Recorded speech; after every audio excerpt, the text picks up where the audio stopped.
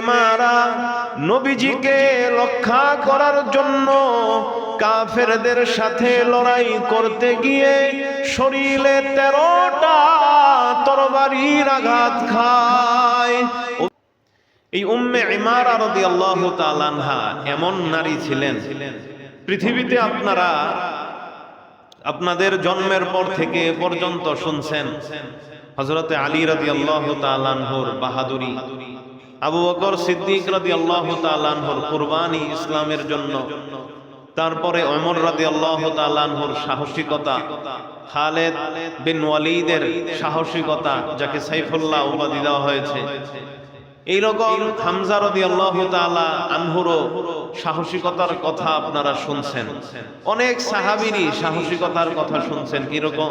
কিন্তু এইরকম নারীও আছে যেই নারী ওমরের মতো ছিল, এত সাহস। তার মধ্যে একজন হলো উম্মে ইমারা। ইতিহাসের পাতায় এইরকম সাহসী নারীর কথা পাওয়া যায় না। তিনি যেরকম ইসলামের জন্য অবদান রাখছেন, যা করছেন, এরকম খুব অল্প নারী করে থাকে। তার অবদান ইসলামে অনেক। ইসলামের শুরুর দিকেই তিনি ইসলাম ধর্ম গ্রহণ করেন এবং প্রতিটা যুদ্ধেই তিনি অংশগ্রহণ করেছেন, প্রায় প্রতিটা যুদ্ধেই। কিন্তু তার কাজ ছিল, মহিলাদের কাজ ছিল যুদ্ধে পানি সরবরাহ করা, অথবা কোনো মুজাহিদ যদি আহত হয় তার সেবা শুশ্রূষা, তার ওষুধের বন্দোবস্ত করা, এগুলা ছিল মহিলাদের কাজ। কিন্তু তিনি এই কাজগুলাই আঞ্জাম দিতেন।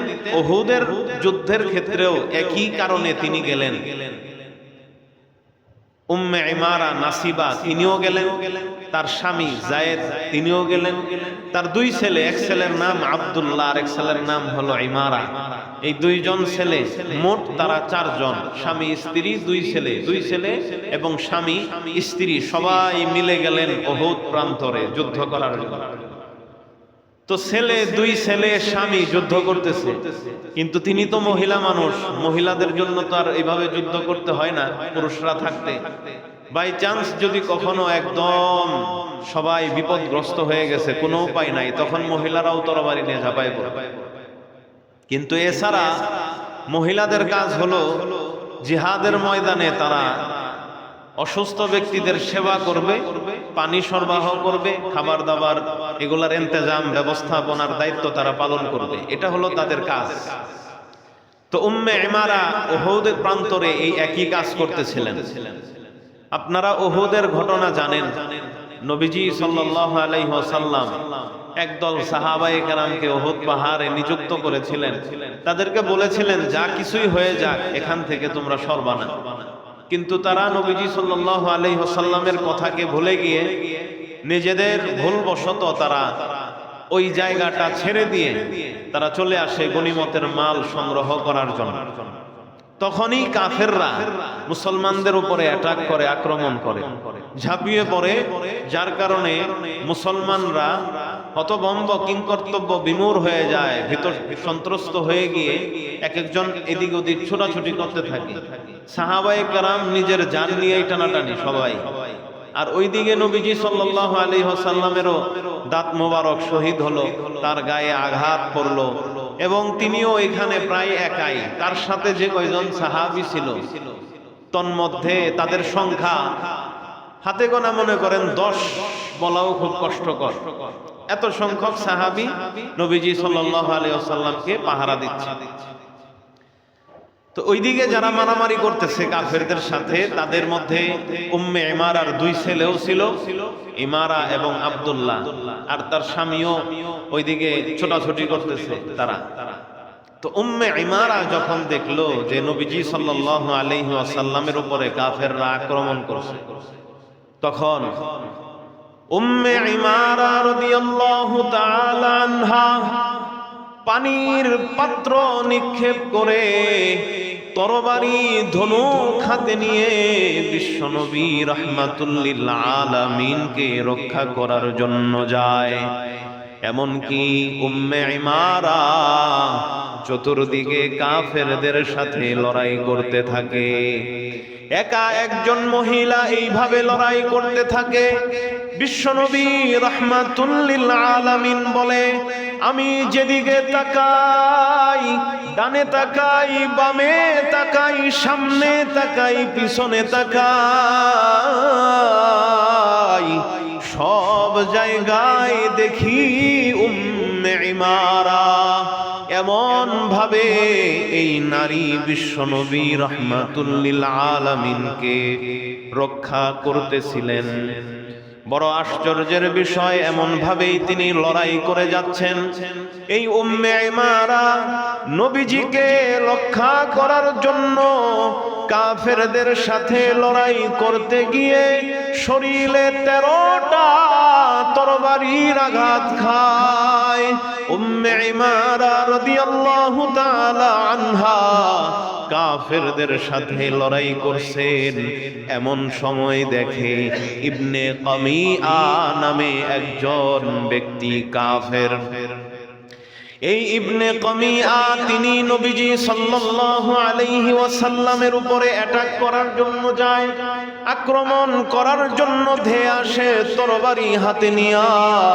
যখনই ওই ইবনে কামিআ কাফের মুশরিক তরবারিটা উঠায়া বিশ্বনবীর উপরে আঘাত করবে, এমন সময় উম্মে ইমারা থামানোর জন্য নিজের শরীরটাকে বিশ্বনবী রাহমাতুল লিল আলামিনের সামনে দিয়া দেয়। তরবারির মাধ্যমে তরবারি ঠেকাবে এই সুযোগ হয় নাই, ঢালের মাধ্যমে তরবারি ঠেকাবে এই সুযোগ হয় নাই।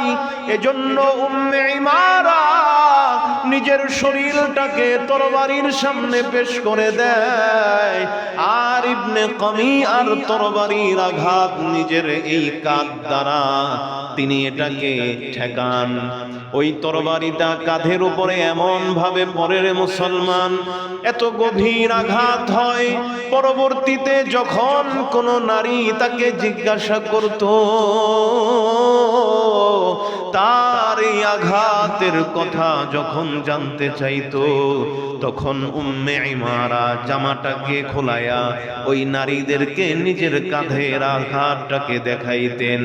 তারা দেখতেন এত খদল হয়ে গেছে, এত গর্ত হয়ে গেছে। স্বাভাবিকভাবে আঘাত খাওয়ার কারণে, আঘাত প্রাপ্ত হওয়ার কারণে এত ক্ষত হয় না, এমন গর্ত, এমন ক্ষত তার এই কাঁধে হয়ে গিয়েছিল। ও মুসলমান, উম্মে ইমারা ইবনে কামিআর এই তরবারির আঘাত কাঁধে নেওয়ার পর যখন ইবনে কামিআকে তিনি আঘাত করেন তার তরবারির মাধ্যমে এই নারী, তখন ইবনে কামিআ তার গায়ে বল্লম বর্ম থাকার কারণে তার গায়ে এই আঘাতটা লাগে না, ওই বর্মের মধ্যে লেগে তরবারিটা ফিরে আসে। কিন্তু ইবনে কামিআ চিন্তা করলো, আমি যদি এখানে থাকি তাহলে এই উম্মে ইমারা আমাকে বাঁচতে দিবে না। এজন্য ইবনে কামিআ সেখান থেকে পলায়ন করলো।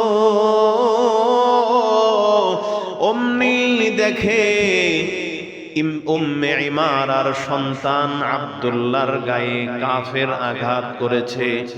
একটা কাফের আব্দুল্লাহর গায়ে, আব্দুল্লাহর হাতে আঘাত করায়, হাত থেকে রক্ত প্রবাহিত হচ্ছে। অমনি উম্মে ইমারা নিজের শরীর থেকে কাপড় ছিঁড়ে সন্তানের হাতে বেঁধে দেয়,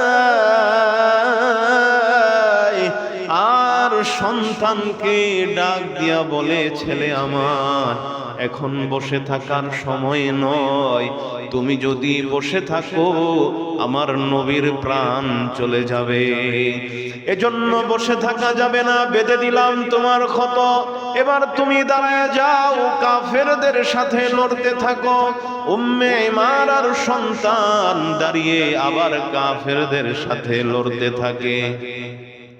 ও মুসলমান, অমনি ওই কাফেরটা, যে কাফের উম্মে ইমারার সন্তানকে আঘাত করেছিল, ওই কাফেরটাই বিশ্ব নবী রাহমাতুল লিল আলামিন এর উপরে আক্রমণ করার জন্য যায়।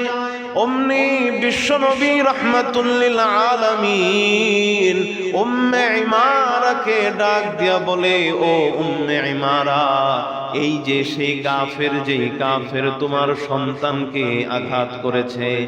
অমনি উম্মে ইমারা ওই কাফেরের কাছে গিয়া তার পায়ে এমন আঘাত করে, তরবারির এক আঘাতে কাফেরের পা শরীর থেকে আঘাত আলাদা করে দেয়।